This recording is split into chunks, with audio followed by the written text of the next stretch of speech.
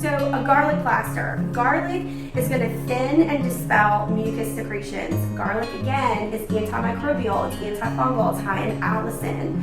So garlic is going to get into your bloodstream, get into your baby's body, and it's going to thin and dispel mucus. So we have our garlic into the food processor, and then I'm going to drizzle in some olive oil.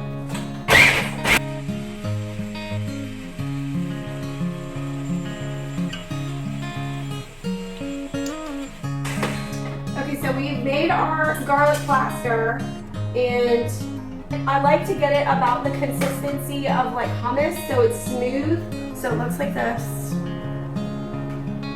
Smells like Little Italy. So yum. And I'm gonna smear it on this paper towel. So I'm just gonna fold this over a couple of times, and then you're gonna place this plaster right on your baby's chest. Now, you can do this for kids and adults, you can do that too.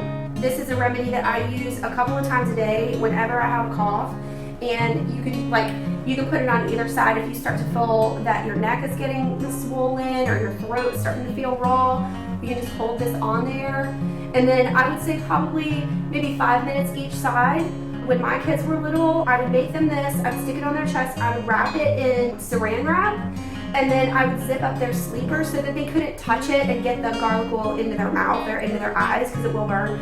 Garlic is caustic, so you want to just make sure that if you are doing this, you're checking the skin, and when the skin starts to look pink, then that's the time to just move the garlic because it's done its work, it's penetrated, and it's getting into their system. So this is a garlic plaster. I love it. It's going to thin and dispel mucus, and it's going to put antimicrobial and antifungal qualities into your baby's bloodstream. Amazing.